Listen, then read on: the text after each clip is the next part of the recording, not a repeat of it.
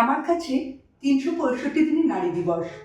প্রতিটি মায়ের মধ্যে, সন্তানের মধ্যে, বীরাঙ্গনার লড়াকু যত্নশীলা মেয়েদের মধ্যে, ঘরে বাইরে সমান তালে কর্মজগৎ সামলে ওঠা মহিলাদের মধ্যে প্রতিনিয়ত নারীরা বিরাজ করে। তবু একটা স্পেশাল দিন, জন্মদিনের মতো ৮ই মার্চ নারী দিবস। আজ নারী দিবসে আপনাদের কাছে নিয়ে এসেছি এক অসামান্যা নারীর দুঃখ ও দুঃখ জয়ের কাহিনী। সুদীপাদি, আমাদের চোখে আপনি একজন বিশেষ নারী, মহীয়সী নারী, কৃতিমান নারী। আজকে আপনার মুখ থেকেই শিল্পী ক্রিয়েশনসের দর্শক শুনবে আপনার কথা। নমস্কার, আমি সুদীপা চৌধুরী, মেদিনীপুর নিবাসী।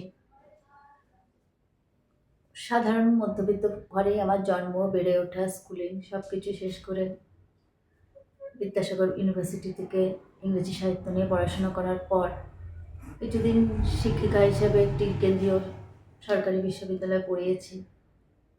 তারপরে সংসার জীবনে প্রবেশ। সংসার জীবনের ওঠা পড়া, চড়াই উতরাই, ভালো মন্দ সব কিছু মিলে দিনগুলো ভালোই কেটে যাচ্ছিল। সংসার জীবনে থাকাকালীন 4 বছর বাদে আমার কোলে এলো আমার প্রথম সন্তান এবং একটি মাত্রই সন্তান সৌরদীপ চৌধুরী, যার নাম দিয়েছিলাম এই কারণেই বলছি, কারণ আজ 1.5 বছরের কিছু বেশি হতে চললো, সে আর আমার কাছে আমাদের মধ্যে নেই। 23 সালের জুলাই মাসে 24শে জুলাই সে আমাকে ছেড়ে চলে যায়। 2 মাস আগে, 24শে জুলাই ঠিক 2 মাস আগে সে উচ্চ মাধ্যমিক পরীক্ষা দিয়ে পাশ করে, ভালো রেজাল্ট করে, বেশ ভালো রেজাল্ট, এবং অল ইন্ডিয়া জয়েন্ট থেকে সে র্যাঙ্ক করে হায়দ্রাবাদের বিজয়ওয়াড়া শহরে বিটেক সিএসসি পড়তে গেছিল। তাকে আমি এবং আমার হাজব্যান্ড দুজনে মিলে রেখে আসি হোস্টেলে, তার সঙ্গে 1 সপ্তাহ থাকি। ফিরে আসি আমরা 21শে জুলাই। মাঝখানে 2টো দিন কাটে। আমরা শুক্রবার দিন ফিরে আসি, শনি আর রবি। 24শে জুলাই সোমবার ঠিক 3:30-র সময় ওর পাপার ফোনে ফোন আসে যে ও আর নেই। যদিও এই কথা আমি পরে জানতে পারি, পরের দিন, কিন্তু সেই মুহূর্তে হোস্টেল থেকে জানানো হয় যে ও 11 তলা থেকে পড়ে গেছে। এর পরের ঘটনা বোধহয় ভাষা দিয়ে বা শব্দ দিয়ে বর্ণনা করা যায় না। তারপরে মানে আমি তো আমার নিজের মধ্যেই ছিলাম না, কি হয়ে গেছে তারপর থেকে নিজেই জানি না। মানে শরীরটা খালি চলেছে, বাকি সব কিছুই মানে যান্ত্রিকভাবে হয়েছে। এখনো আমি ঠিক মতো জানতে পারিনি আমার ছেলের কি হয়েছিল। ইউনিভার্সিটি কর্তৃপক্ষ কোনো রকমভাবে আমাদেরকেও সাহায্য করেনি। ইভেন যখন ওকে আনতে যাওয়া হয়েছে, আমার হাজব্যান্ড আর আমার ভাই আনতে গেছে পরের দিন, ওদেরকে ইউনিভার্সিটিতে ঢুকতেও দেয়নি। হসপিটাল থেকে ওদেরকে দিয়ে দেওয়া হয়েছিল আমার ছেলেকে। পুলিশ কোনো এফআইআর নিতে চায়নি। যাই হোক, আপাতত তা আইনের দরবারে আমরা হাজির হয়েছি। হোস্টেল কর্তৃপক্ষের কাছে আমরা জানতে পারি আমার ছেলের মৃত্যুর কারণ সে নাকি 11 তলা থেকে পড়ে গেছে। অথচ আমি তাকে 2 দিন পরে যখন নিজের চোখে দেখেছি তার শরীরে কোথাও কোনো আঘাতের চিহ্ন নেই, কোনো ক্ষতের চিহ্ন নেই। শুধু তার বাগালে একটা ডাম্বেল বা একটা জোরে ঘুষি মারলে যে অবস্থা হয়, বাগালটা সেইভাবে ক্ষতবিক্ষত হয়ে আছে। আর হোস্টেল কর্তৃপক্ষ নিজেরা স্বীকার করেছে যে আমার ছেলে নাকি হাতে ফোন নিয়ে পড়েছে, অথচ তার ফোনটা আজও ইনট্যাক্ট অবস্থায় আমার কাছে রয়েছে। এই কারণেই আমাদের আইনের দরবারে হাজির হওয়া। এটা নিঃসন্দেহে এক দুঃখজনক ঘটনা, যার কোনো সান্ত্বনা হয় না, যার কোনো ক্ষতিপূরণ হয় না, যা সত্যি ভাষায় প্রকাশ করা সম্ভব নয়। যাই হোক সুদীপাদি, তারপরে আপনি নিজেকে লেখার মধ্যে নিমজ্জিত করে দিয়েছেন, লেখার মধ্যে বাঁচিয়ে রেখেছেন। আমি তার পরের ভাগটা শুনতে চাই এবং শিল্পী ক্রিয়েশনসের দর্শকরাও শুনতে চাই। একজন মা হারিয়েছে তার একমাত্র সন্তানকে। এটা রিকভার করার মতো কোনো কিছু আর এই পৃথিবীতে কেন, ঈশ্বরের কাছেও আমার মনে হয় নেই। কারণ ঈশ্বরকেও আমি অনেক প্রশ্ন করেছি, কিন্তু মনের থেকে কোনো সাড়া পাইনি। তবুও তো বেঁচে থাকতে হয়েছে, নিজের ইচ্ছায় তো আর চলে যাওয়া যায় না। কিন্তু বেঁচে থাকতে হলে আঁকড়ে ধরতে হয় কোনো কিছু। ছোটবেলা থেকেই অভ্যাস ছিল লেখালেখি করার। সেই লেখালেখি হঠাৎ করে আবার আমাকে আঁকড়ে ধরলো বেঁচে থাকার জন্য, যাতে আমি বেঁচে থাকতে পারি। বেছে নিলাম কলম খাতা। আমার বাবাও লেখালেখি করতেন, হয়তো সেটাও কিছুটা রয়ে গেছে জিনের মধ্যে। সেটাকে আঁকড়ে ধরে পরবর্তী পথ চলা শুরু করলাম।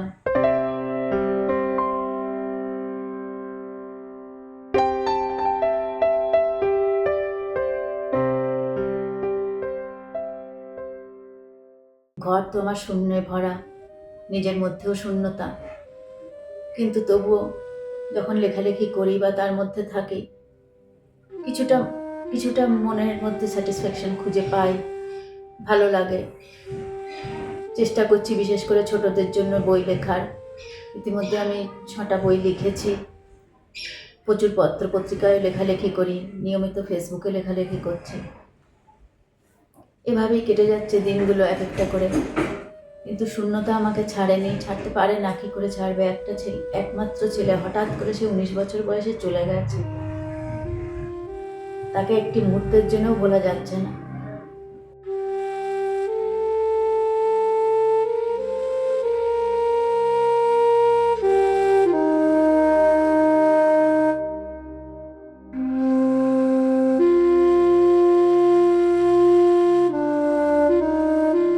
তার স্মৃতিকে নিয়েই, তার স্মৃতিকে আগলে রেখেই এই লেখালেখি করে চলেছি। আপনার শিশু ভোলানাথ বইটি বেশ জনপ্রিয়। আপনি একজন লেখিকা বিভিন্ন বিষয় নিয়ে লেখে, কিন্তু আপনি বাচ্চাদের উপর খুব ফোকাসড করেন এবং আমি শুনেছি এবং নিজেও দেখেছি শিশু ভোলানাথ একটি অপূর্ব অসাধারণ বই। তো এই শিশুদের ওপর লেখা বা বাচ্চাদের ওপর লেখা, এই প্রেরণা আপনার কোথা থেকে এলো? এটা যদি আমাদেরকে একটু বলেন। বাচ্চাদের উপর লেখার মূল কারণ এটাই যে ইদানিং বাচ্চাদের হাতে আমি সর্বদা সব সময় মোবাইল দেখতে পাই। বইয়ের আমাদের ছোটোবেলা যেভাবে কেটেছে, বিভিন্ন ঠাকুমার ঝুলি, বিভিন্ন বিভিন্ন ছোটোখাটো বইগুলো পড়ে, ছোটো গল্পের বই পড়ে, কিন্তু এখন সেসব তারাও দেখে বা শোনে, কিন্তু সেটা মোবাইলে। যাতে ছোট বাচ্চারা বইমুখী হয়, আবার মূল স্রোতে ফিরে আসে, তার জন্য প্রথমত লেখা। কারণ বই আমরা মোবাইল বা টিভিতে যেগুলো দেখি, তার থেকে বেশি আমাদের ব্রেন ধরে রাখতে পারে বইয়ের শব্দগুলো। কারণ আমরা বই পড়লে নতুন নতুন শব্দ, সেই বানানটার সাথে পরিচিত হব, যেটা আমরা মোবাইল বা টিভিতে পাবো না। অসাধারণ প্রয়াস, অপূর্ব চিন্তা ভাবনা আপনার। তার কারণ ছোটদের নিয়ে আমরা ভাবতে বড্ড ভুলে যাই। আমি সব কিছুর মধ্যেই আমার গল্প, কবিতা, শর্ট ফিল্ম বা ফিচার ফিল্ম, সব কিছুর মধ্যেই ছোটদের ফোকাসড করে আমি তৈরি করি বিষয়বস্তু এবং সম্পূর্ণই তার বাস্তবসম্মত। আমার মা বলে একটি শর্ট ফিল্ম দেশে বিদেশে পুরস্কার পেয়েছি, সেখানেও বাচ্চাদের নিয়ে আমি করেছি।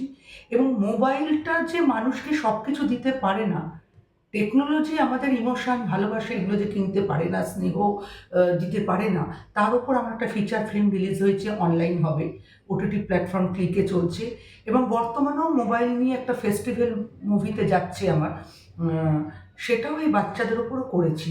আমার মনে হয় সামাজিক জীব হিসাবে, অভিভাবক হিসাবে, বাবা মা হিসাবে, মানুষ হিসাবে, শিক্ষার্থী হিসাবে বা শিক্ষিকা হিসাবে প্রত্যেকটা মানুষের দায়িত্ব শিশুদের নিয়ে ভাবা, যাতে ভবিষ্যৎ প্রজন্ম একটু সজীব হয়, সতেজ হয়। এত মোবাইলে অ্যাডিক্ট হয়ে গিয়ে টেকনোলজির মধ্যে নিজেকে ডুবিয়ে দিয়ে নিজের সুকুমার বৃত্তি নষ্ট করে না ফেলে। তাই সুদীপাদি, আপনাকে অসংখ্য ধন্যবাদ। আপনি এই মহান কর্মযোগ্য দায়ভার নিজে তুলে নিয়েছেন, এত দুঃখের মধ্যে, এত যন্ত্রণার মধ্যে। হ্যাঁ, আমার এই বছর কলকাতা বইমেলায় দেব সাহিত্য কুটির থেকে প্রকাশিত হয়েছে শিশু ভোলানাথ সমগ্র। কৃতজ্ঞতা এবং ধন্যবাদ জানাই দেশ সাহিত্য কুটিরের শ্রী রাজশ্রী মজুমদার এবং রাজা মজুমদার।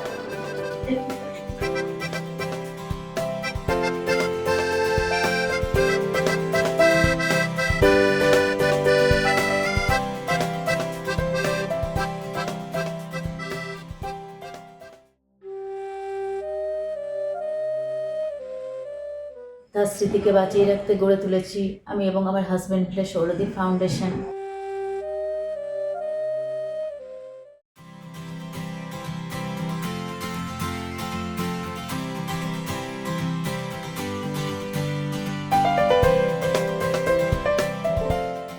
বাহ, সৌরদীপ ফাউন্ডেশন তো খুব ভালো লাগলো।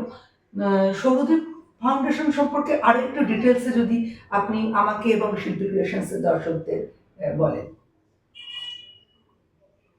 সৌরদীপ চলে যাওয়ার মাসখানেকের মধ্যেই ওর বাবা, আমরা তো প্রায় মানে মরে যাওয়ার মতো অবস্থাতেই চলে গেছিলাম, কিন্তু যেহেতু ওর বাবা মেদিনীপুর হোমিওপ্যাথি কলেজের অধ্যাপক, তাছাড়া প্র্যাকটিসও করেন, প্রাইভেট চেম্বার আছে, যেহেতু সামাজিক কাজে এমনিতেই প্রথম থেকেই নিয়োজিত, তাই তখনই তার মাথায় এলো যে ছেলেকে তো এইভাবে হারিয়ে ফেলেছি, কিন্তু তাকে তো মানুষের মনের মধ্যে বাঁচিয়ে রাখতে হবে। সেই উদ্দেশ্যেই গড়ে তোলা হলো সৌরদীপ ফাউন্ডেশন। সৌরদীপ ফাউন্ডেশন যেভাবে মানে সমাজের ছোট ছোট ছেলে মেয়েদের নিয়ে তো কাজ করছে, তাছাড়া যেখানে অসহায় দুস্থ মানুষেরা রয়েছে তাদের দেখাশোনা করা। তারপর বিদ্যা থানার অন্তর্গত সৌরদীপ ফাউন্ডেশনের আন্ডারে একটি স্কুল আমরা অ্যাডপ্ট করেছি, যেখানে 100 জন দুস্থ ছেলে মেয়ে পড়াশোনা করছে। তাদেরকে দেখাশোনা করা, এছাড়া রক্তদান শিবিরের আয়োজন করা, বৃক্ষরোপণ করা। এই 1.5 বছরে আমরা প্রচুর গাছ লাগিয়েছি, মেদিনীপুর শহর জুড়ে প্রচুর গাছ লাগানো হয়েছে। এইভাবে সমাজের দিকে নিজেদেরকে এগিয়ে দিয়েছি, কারণ বেঁচে থাকতে গেলে মানুষের হয়েই মানুষের জন্য বেঁচে থাকতে হবে, এটুকু বুঝেছি। এই পৃথিবীতে কেউ কিছু নিয়েও আসে না, কেউ কিছু নিয়েও যাবে না, কিন্তু যতটুকু সম্ভব ভালো কর্মের মাধ্যমে ছেলেকে বাঁচিয়ে রাখতে চাই। এই উদ্দেশ্যেই সৌরদীপ ফাউন্ডেশনের পথ চলা। অপূর্ব। আজকে আপনারা শুনলেন, আমি বারবার রিপিট করতে চাইছি না, কারণ এ ব্যথা হৃদয় বিদারক। উনি ঠিকই বলেছেন, এর ক্ষতিপূরণ বোধহয় ঈশ্বর করতে পারেন না। সেই একভুক যন্ত্রণাকে মহৎ কাজে পরিণত করেছেন, রূপ দেবার চেষ্টা করেছেন। সৌরদীপকে হাজার শিশুর মধ্যে দুস্থ ছেলে মেয়েদের পাশে থেকে এত সুন্দর ভালো ভালো শিশুদের জন্য বই লিখে একজন মা, একজন নারী দেখিয়ে দিয়েছেন এভাবেও বেঁচে থাকা যায়, এভাবেও কিছু করা যায়। আজকে নারী দিবসের দিনে সুদীপাদি আমাদের অনুপ্রেরণা। আমরা জানি আমাদের প্রত্যেকের জীবনে বা অনেকের জীবনে অনেক এমন কষ্ট আছে যে অনেকেই সহ্য করতে না পেরে নিজেদের তিলে তিলে ঠেলে দেয় ধ্বংসের দিকে। সেই ধ্বংসস্তূপের মধ্যে থেকে কি করে চারা গাছ রোপণ করতে হয়, সমাজকে ভালো কিছু উপহার দিতে হয়, তা সুদীপাদি আমাদের দেখিয়ে দিতেন। সুদীপাদি, আপনাকে অনেক ধন্যবাদ। আপনি এই অবস্থায় এসেছেন, শিল্পী ক্রিয়েশনসের কাছে আমাদের কাছে সবকিছু শেয়ার করেছেন এবং আমাদের প্রত্যেককে, আমাদের সমাজকে অনুপ্রেরণা দিয়েছেন। তার জন্য আমরা আমার কাছে কৃতজ্ঞ। তবুও আমি দুটো কথা লাস্টে বলতে চাই, ছেলের কথা মনে আসাতেই বলছি। আমার ছেলে, আমি ওকে ছোট বলে ডাকতাম, এখনো তাই ডাকি। একদিন যখন একটু বড় হয়েছে বলছে, তুমি আমাকে আর ছোট বলো না, আমি তো এবার বড় হয়ে গেছি। আমি ওকে বলেছিলাম, তোকে আমি বুড়ো বয়সে অবধি ছোট বলবো, কিন্তু সে সুযোগ ঈশ্বর আমায় দিলেন না। ছোটবেলায় যখন ও প্রথম কথা বলতে শেখে, নিজে থেকেই আমাকে মা না বলে ও মানু বলে ডাকতে শুরু করে। আমিও খুব খুশি হই আমার নতুন নাম পেয়ে, এবং আমাকেও যতদিন ছিল মানু বলেই ডাকতো। এই মানু ডাকটা তো আমার জীবন থেকে চলে গেছে, আর তো শুনতে পাই না, কিন্তু সেই ছোটোর কথাটা, ছোটোর দেওয়া শব্দটা, ছোটোর দেওয়া এত সুন্দর নামটাকে বাঁচিয়ে রাখতে আমি একটি বই লিখেছি যার নাম মানুষ ঝুলি, যেটা এবছর কলকাতা বইমেলায় প্রকাশ হয়েছে। বইটি সম্পূর্ণ ছোটদের নিয়ে লেখা, ছোটদের গল্প রয়েছে এতে। তবে আশা করি বড়দেরও এই গল্পগুলো পড়তে ভালো লাগবে, কারণ আমাদের বড়দের মনের মধ্যেও ছোটরা সর্বসময় বসবাস করে, ছোটবেলাটা থেকে যায়। এইভাবেই আমি আমার সৌরদীপকে বাঁচিয়ে রাখার চেষ্টা করছি বিভিন্ন মানুষের মধ্যে, সব মানুষের মনের মধ্যে, যাতে ও শরীরটা চলে গিয়েও ওর স্মৃতিটা থেকে যায়। সুদীপাদির কথা যত শুনছি, মানে কি বলবো, মানে ভাষায় প্রকাশ করার ভাষা নেই। অনুপ্রাণিত হচ্ছি, গায়ে কাটা দিচ্ছে, কষ্ট লাগছে। হাজার হাজার সুদীপাদি, আমি এটা কখনোই বলবো না যে সুদীপাদির মতো দুঃখ মানুষ পাক। সবার কাছে একটাই অনুরোধ করব, আমরা যেন দুঃখকে জয় করতে পারি। সুদীপাদি, সৌরদীপ বেঁচে থাকুক তার সৃষ্টিতে, আর সুদীপাদি আমাদের মধ্যে প্রিয় হয়ে থাকুক তার মহৎ কর্মে, তার লেখনীতে। সুদীপাদি, নমস্কার।